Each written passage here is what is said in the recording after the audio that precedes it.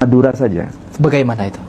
Ini kalau saya boleh bercerita ya, ini karena dari informasi A1 ini. A1. Di kalangan masyarakat Madura sendiri, bahkan Kiai sendiri yang cerita ke saya. Jadi ini bisa dipertanggungjawabkan? Bisa dipertanggungjawabkan. Kalau saya disuruh, mana orangnya saya tunjukkan, tapi bukan di forum ini. Siap. Nah, Tafadhol. Di Madura itu sudah biasa. Maksudnya biasa? Biasa dalam hal apa ini? Begini, Madura itu memiliki karakter yang menjunjung tinggi marwah. Bila ada istrinya diganggu oleh orang lain, maka sang suami itu rela untuk mati, yang disebut dengan carok gitu kan. Iya. Ya, Ya, saya kira Madura ini. Mas Pras kan orang Madura. Doktrinnya Itu harga diri kan? Harga diri. Jangankan diambil, diganggu saja, itu sampai lebih baik nyawa putih tulang, ya kan? Bener. Artinya rela mati dengan carok itu. Tapi karena ada seseorang misalnya Bener. mengaku Habib, dan memang wajahnya itu wajah Arab, mengaku Habib. Dia mengaku ya. Ada suami istri misalnya. Suami istri nih. Kemudian si Habib ini misalnya meminta istrinya. Istri itu orang dalam diminta. arti diminta, ingin dinikahi.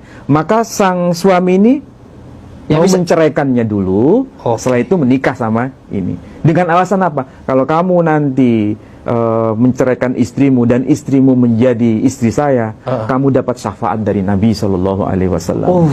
Dan istrimu akan melahirkan benihnya Nabi Shallallahu Alaihi Wasallam. Dan orang tuanya semua akan mendapat syafaat dari Nabi Shallallahu Alaihi Wasallam. Itu rela dia menceraikan istri. Rela. Ini bukan satu kasus, dua kasus, banyak kasus. Astagfirullahaladzim. Sampai seperti itu. Saking kuatnya doktrin ya Ustaz. Dan kalau misalnya itu terjadi, tidak ada beban itu mau carok atau tidak, nggak ada beban. Nggak ada beban. Karena apa? Mengaitkan dengan Nabi kita, Nabi Shallallahu Alaihi Wasallam. Dan yang lebih membuat kita miris hati, betul. Ternyata perempuan-perempuan yang diminta itu cantik-cantik. Iya, kalau nggak cantik nggak mau mereka. Itu problemnya. Iya. Jadi masalahnya ini masalah sosial juga. Bukan cuma masalah Bukan agama. soal masalah agama saja. Ini sudah masuk masalah sosial. Persoalan sosial. Saya kira kalau saya bicara seperti ini, banyak orang yang mengaminkannya. Karena kalau mereka melihat fakta, memang begitu. Ya Allah. Jadi jangan kita alergi dengan fenomena sosial yang di kalangan Madura itu. Memang ada. Seperti memang itu. Ada. Luar biasa, luar biasa. Ini bukan saya yang mengatakan, Mas Pras ya. Iya. Saya dari A1, kiai yang ada di Madura juga. Jadi Ustadz Ali sudah memiliki data ini itu valid. Mau apa? Ya, mau apa? Jadi yang dijadikan acuan itu syafaat.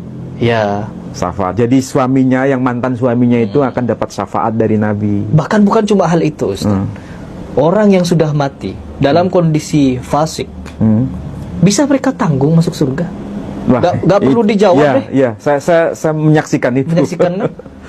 Sampai di titik itu kita didoktrin. Padahal itu menyalahi Al-Quran, menyalahi As-Sunnah, melangkahi Nabi kalau perlu. Nah itulah yang membuat saya kadang-kadang merasa prihatin. Kalau ini tidak ada yang bersuara, lalu siapa lagi?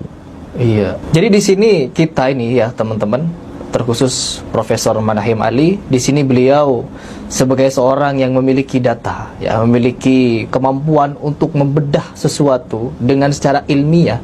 Ini pasti tidak boleh dipatahkan hanya dengan sekedar opini ya. Oh, tidak boleh. Harus dengan data juga. Harus dengan data. Kalau kalian merasa sayang, nih pertama sayang kan Ustadz ya, sayang kepada habaib yang kalian anggap itu sebagai orang yang luar biasa lah keilmuannya. Tapi kalau berbicara nasab, tunggu. Butuh data untuk menjelaskan hal itu. Terus yang kedua, kalau merasa peduli terhadap Islam, lakukan sesuatu agar hal ini tuh bisa bebas dari tanah kita, dari negeri kita. Yaitu apa? Doktrin-doktrin semacam tadi.